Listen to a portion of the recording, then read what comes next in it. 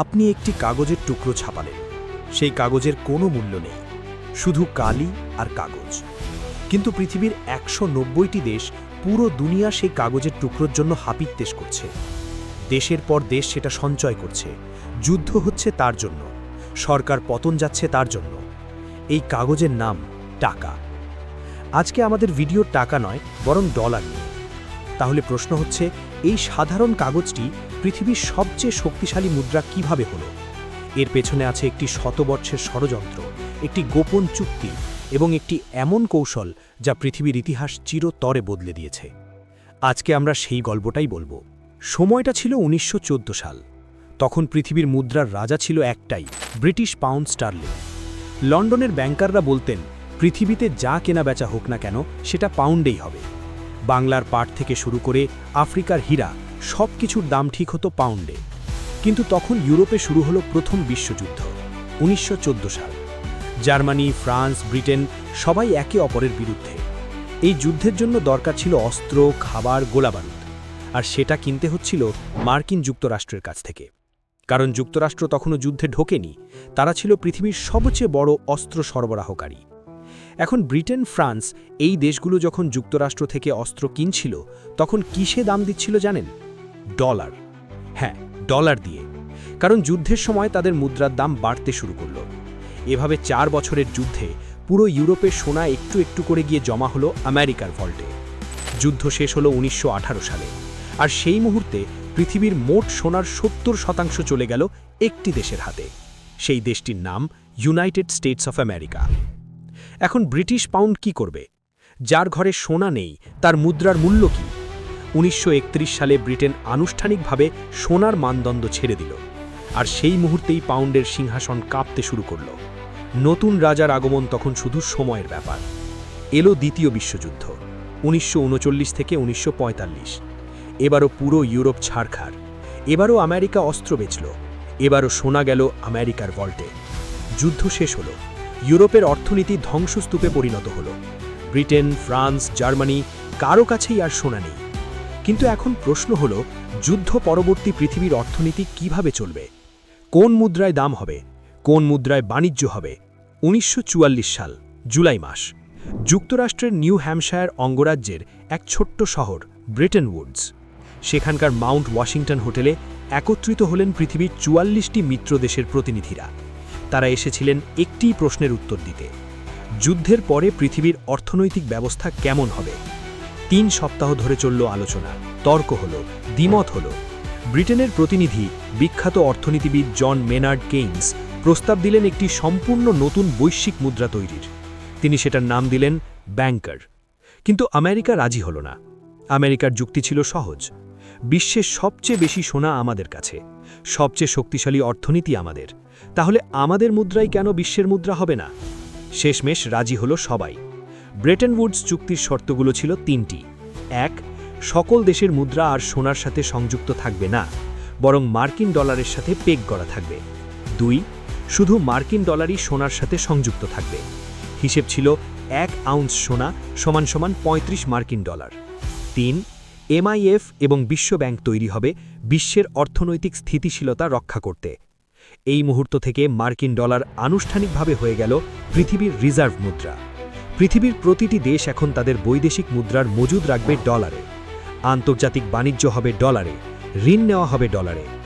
এক রাতেই পৃথিবীর অর্থনৈতিক রাজধানী হয়ে গেল ওয়াশিংটন ডিসি। কিন্তু গল্প এখানেই শেষ নয়। সময়টা ১৯৬০-এর দশক। আমেরিকা ভিয়েতনামে যুদ্ধ করছে। যুদ্ধের খরচ মেটাতে সরকার হাজার হাজার ডলার ছাপাচ্ছে। বাজারে ডলার ছেয়ে গেছে। এখন অন্যান্য দেশগুলো বুঝতে পারল, এত ডলার ছাপা হচ্ছে, কিন্তু সোনার পরিমাণ তো একই আছে। তারা ভয় পেল। একে একে ফ্রান্স, জার্মানি, ব্রিটেন সবাই ডলার ফেরত দিয়ে সোনা নিতে চাইল। ফ্রান্সের প্রেসিডেন্ট চার্লস দ্য গোল তো সরাসরি একটি জাহাজ পাঠালেন আমেরিকায় ডলার দিয়ে সোনা নিয়ে আসতে। ফোর্ট নক্সের ভল্ট খালি হতে শুরু করল। ১৯৭১ সাল, ১৫ই আগস্ট, রবিবার রাত। প্রেসিডেন্ট নিক্সন টেলিভিশনে এলেন এবং ঘোষণা দিলেন এমন একটি কথা যা শুনে পুরো পৃথিবী হতবাক হয়ে গেল। তিনি বললেন, আজ থেকে মার্কিন ডলার আর সোনায় রূপান্তরিত হবে না। ব্রেটন উডস ব্যবস্থা ভেঙে পড়ল। সোনার সাথে ডলারের সম্পর্ক শেষ। ইতিহাসে এই ঘটনাকে বলা হয় নিক্সন শক। এখন পৃথিবী ভাবল, এটাই কি ডলারের শেষ? সোনার সমর্থন ছাড়া ডলার কিভাবে টিকবে? কিন্তু তারা জানত না আমেরিকার হাতে এখনও একটি গোপন তুরুপের তাস আছে। পিছিয়ে যাই একটু। ১৯৭৩ সাল, মধ্যপ্রাচ্যে যুদ্ধ শুরু হলো, আরব ইসরায়েল যুদ্ধ। আমেরিকা ইসরায়েলকে সমর্থন করল। রাগে ফুঁসে উঠল আরব দেশগুলো। তারা সিদ্ধান্ত নিল আমেরিকাকে তেল দেবে না।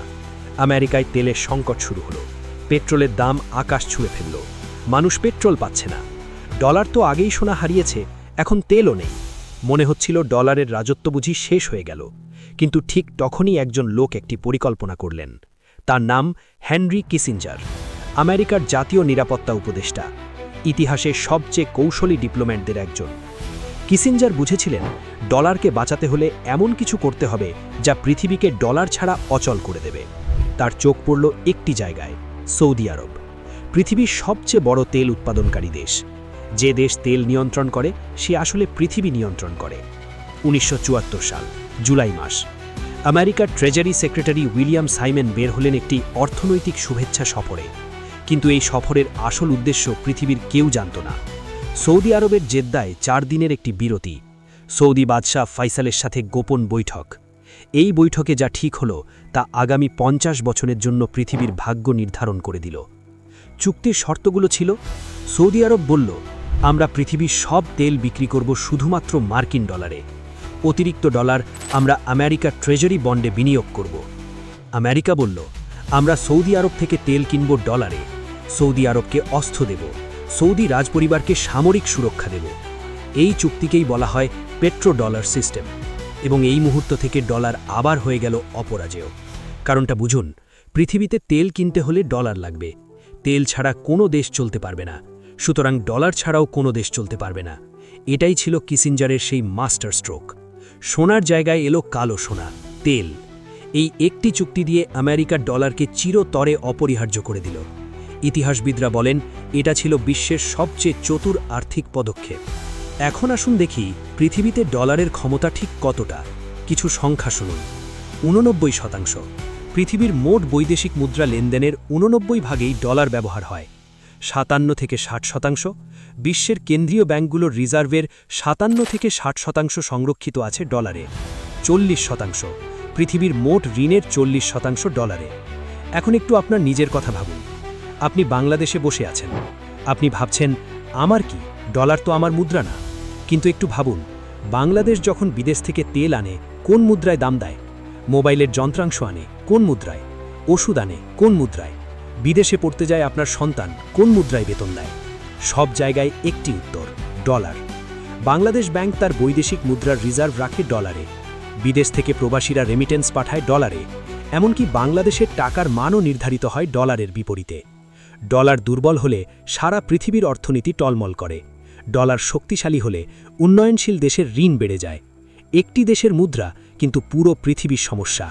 নোবেল বিজয়ী অর্থনীতিবিদরা এই সমস্যা